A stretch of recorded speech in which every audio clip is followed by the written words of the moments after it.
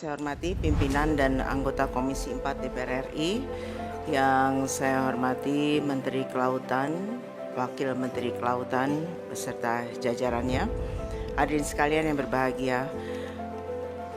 Rapat kerja hari ini kami buka dan dinyatakan terbuka untuk umum. Setuju? Berdasarkan hasil pemeriksaan dan bukti-bukti yang ada, maka telah ditetapkan 2 orang sebagai penanggung jawab pembangunan pagar laut, yaitu Saudara A selaku Kepala Desa dan Saudara T selaku perangkat desa.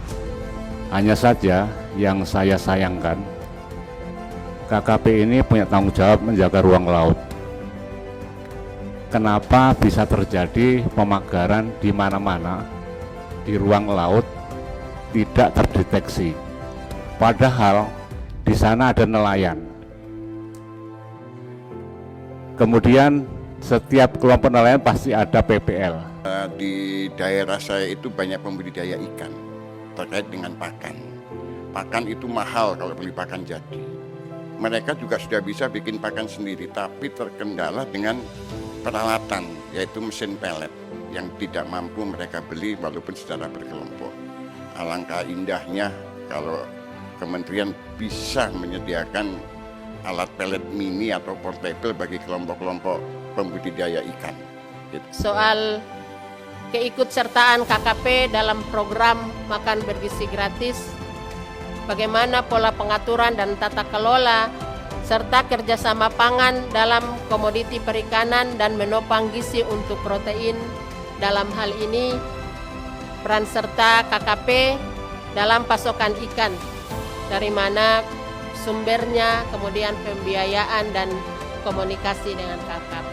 Dan apakah ada Pak, misalnya tiap periode kementerian itu yang menjadi pembahasan selalu masih aja misalnya Bali, kalau nggak Bali NTB, NTT, ada nggak misalnya satu sektor pariwisata di sektor kelautan yang menjadi fokus kementerian sebagai target investasi ataukah target pengelolaan? Saya nggak usah panjang-panjang Pak, langsung pada intinya aja. Tadi pada paparan Pak Menteri mengatakan para tersangka, sudah ada tersangkanya 2, Kepala Desa dan Perangkat Desa. Dan sanksinya bayar administrasi senilai 48 miliar. Pertanyaannya simpel, banyak juga duitnya Kepala Desa. Duitnya dari mana nih Pak? Ya kan? Ini jangan sampai jadi masalah baru lagi, jadi blunder lagi di publik. Nah, apakah seorang kepala desa mampu bayar 48 miliar? Mulia sekali sih kepala desa ini mau membayar mengeluarkan uangnya 48 M untuk pagar laut gitu. Nah, saya rasa kita perlu sama-sama konkret Pak. Di sini kita bukan mau menyerang siapapun, tapi harus ada kepastian hukum dan KKP juga harus berani tegas. Jangan ragu-ragu Pak, ada Ketua Komisi 4, tenang aja Pak. Menghadapi bulan suci Ramadan ini, kami ingin menanyakan program-program dari kementerian ini, apakah akan ada bantuan terhadap para nelayan, termasuk mungkin mengadakan pasar murah bahwa pagar laut hendaknya jangan berhenti di sini, namun kita harus bisa masuk lagi kepada yang lebih dalam, siapa sebetulnya aktor yang ada di dalam pemagaran laut ini. Karena publik juga tidak bisa dibohongi, mereka juga punya data dan mereka juga punya bukti-bukti yang bisa dipertanggungjawabkan. Demikian, terima kasih. Assalamualaikum warahmatullahi wabarakatuh. Assalamualaikum warahmatullahi wabarakatuh. Salam sejahtera untuk semua.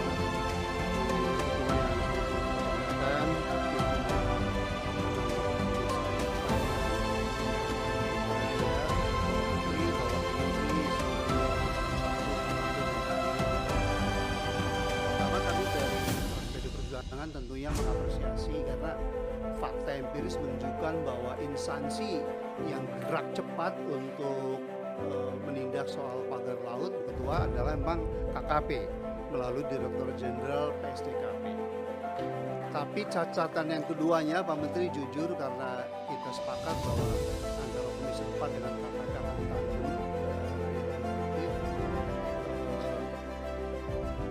kayak layu sebelum berkembang, Pak.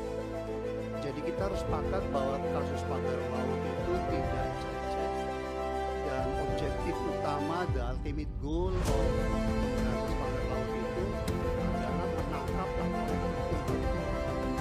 karena tujuan kita, Pak Menteri, seperti yang Bapak bisa sampaikan, adalah untuk memberikan efek jerah.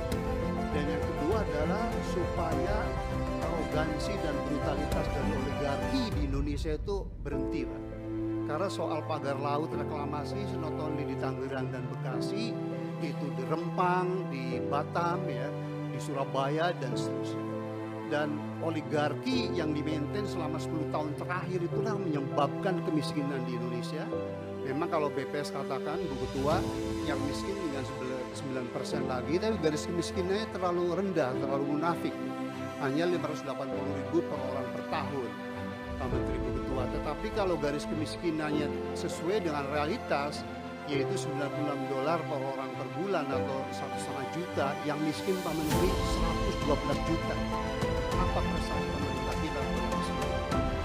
Nah, jadi oligarki itu menyebabkan ketimpangan, Pak Menteri, seperti Bapak tahu di Oxfam, dan terbaru 2024, 1% orang kaya Indonesia berdua itu menguasai 48% kekayaan negara ini. Misalnya Gini rasio sekarang udah 0,42. Jadi kita ajak tidak beta bisa-bisa, dan sesuai dengan pidato Presiden Prabowo yang akan mulia, beliau akan memberantas koruptor sampai Antartika, Pak. So you don't have to be worried, Pak, atau takut sama oligarki itu. Nah, cuman kalau ada pesan-pesan yang setengah kamar, boleh kita bicara sebagai ini. Tapi Pak Menteri, sekali lagi tolong rakyat Indonesia, nelayan Indonesia, karena kantong kemiskinan kita itu ada di nelayan, petani, dan buruh. Jadi sekali lagi Pak Menteri, kalau ini nggak tuntas, maka brutalitas konglomerat atau oligarki kita, dan Ibu Ketua udah luar biasa di TikToknya, berani itu mendukung kita semua. Kita harus jihad, Pak. Kalau enggak, Indonesia tetap melarat, dan yang namanya Indonesia 2045 is illusion itu. Dan Pak Prabowo sudah sangat bagus mencanangkan 8% pertumbuhan ekonomi dan potensi kita 10%, tapi selama Pak Jokowi itu hanya 5%.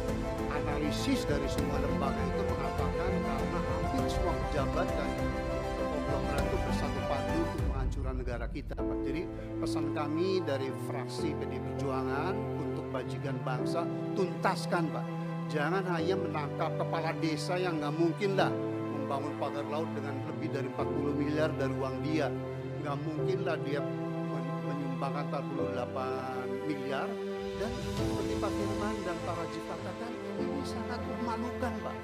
Kalau kasus pidananya udah jelas, tetapi kita hanya menuntut kasus perdata administratif, Pak. So efek jerah nggak akan timbul, Pak, dan negara kita akan begini terus. Iya, kok nggak tepuk tangan sih? Jadi Pak Menteri nggak usah takut, Pak. Ibu Ketua sangat powerful, ya, dan Pak Prabowo pun niatnya sangat suci. Terus nggak ada lagi pejabat negara yang takut sama oligarki itu, Pak. Dan yang berikutnya adalah bahwa kasus Tangerang dan Bekasi pada lautnya, Pak. Pak Surabaya sudah mengatakan bahwa semua KGB dan SKN yang dikeluarkan ilegal, Pak, melanggar hukum.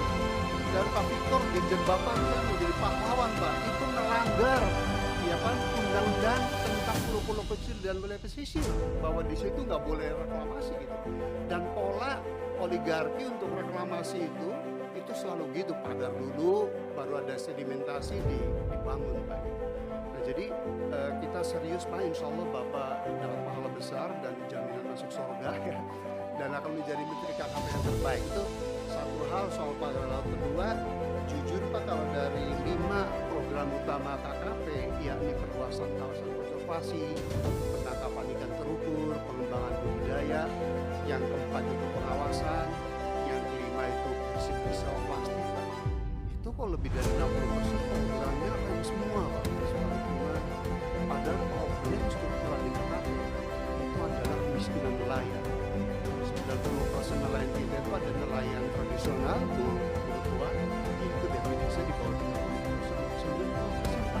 data terakhir dari BPS yang dirilis ternyata NTN layan kita itu sekarang hanya 105 Pak. Udah gitu income rata-ratanya masih 2,4 juta Pak. Padahal UMR paling rendah ya kan itu sekitar 2,6 juta. Jadi Pak Wamen itu yang harusnya problem struktural. Di bidang perakaran tangkap Pak, problem struktural lainnya adalah soal overfishing dan underfishing.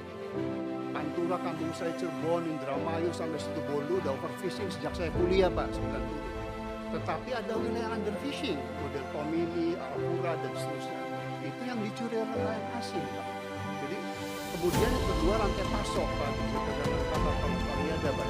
Itu nelayan itu selalu kayak Radula Kristina Pak, yang paling kopi itu jatuh bangun Pak. Kalau lagi nggak hasil panen harganya tinggi, begitu nelayan itu panen harganya udah langsung naik. Yang ketiga betul teman-teman bahwa dari sisi hulunya BBM, kakak itu selalu kayak bisnisnya lagi. Yang kedua di soal betul penangkapan ikan terukur kami mendapat report Pak karena program ini bagus, artinya quota base gitu. Tetapi kami dengar kok belum ada pengusaha yang tertarik gitu, artinya dagangan kita nggak laku kan Pak. Kalau itu benar, berarti must be something wrong. Boleh jadi program itu, mohon maaf, secara ekonomi tidak atraktif. Jadi kita ingin bantu KKP supaya kita poles menjadi atraktif. Kemudian yang kedua di bidang perikanan budidaya, ya, ini lagi-lagi soal produktivitas kita rendah sekali. Kita hanya produksinya ranking keempat di dunia, begitu umum, begitu tua. Padahal juaranya itu sekarang Ekuador, Bu. Budidaya itu 1,1 juta ton itu. Ekuador itu garis pantainya hanya 2.700 kilo, kita 100.000 Pak. Tapi produksi udahnya hanya ranking keempat. Ini sangat kurang juga terkait produktivitas, barrier to entry dan seterusnya. Dan di bidang budidaya kami sungguh-sungguh ingin dapat laporan ya mengenai performance dari modeling tambak udang bapa yang di mana kampungnya Pedaroni? Kebumen Pak. Itu kan dananya kalau saya baca laporan hampir 300 miliar. Padahal anggaran di Jen Budidaya tahun lalu itu hanya sekitar 900 miliar. Jadi sepertiga tersedot ke Kebumen. Padahal fungsi APBN itu yang utama adalah untuk infrastruktur, kemudian regulasi dan pengembangan sumber manusia. Dan kami benar-benar ingin dapat report itu. Karena kalau gagal, nanti Menteri Kelautan Perikanan berikutnya pasti susah sekali meyakinkan Kementerian Keuangan untuk mendapatkan dana besar itu. Dan jadi itu, kemudian terakhir di bidangnya Pak Budi Sulistyo mengenai peringatan desa ini menyedihkan. Kita produsen perikanan terbesar kedua di dunia. Tapi nilai ekspornya, Ibu Ketua, kita tuh hanya ranking 10 sekarang. Ternyata setelah saya lihat kita hanya mampu mengekspor sekitar 1 juta ton Pak Budi itu. Dari sekitar 23 juta ton produksi perikanan Indonesia, the second largest on earth gitu. Pasti di situ tuh ada problem daya saing gitu ya. Daya saing itu bisa ongkos produksi. Jadi saya ingin KKP nanti juga dengan pertanian dan jangan program tuh yang superficial yang hanya diliput media massa, tetapi program struktural itu tidak pernah dipecahkan. Ya. Sekali lagi, ketika Juli tahun 99 saya diundang Ketua DPR Pak Tanjung dan Gus Dur ya mengenai asbabun nuzul KKP ini ada Pak. Dulu kan kita di bawah Departemen Pertanian Pak. Itu 70% reasoning saya Rohmin Dauri Pak mengenai ekonomi. Jadi flagship dari kementerian ini adalah kesejahteraan, ekonomi dan kemajuan Pak.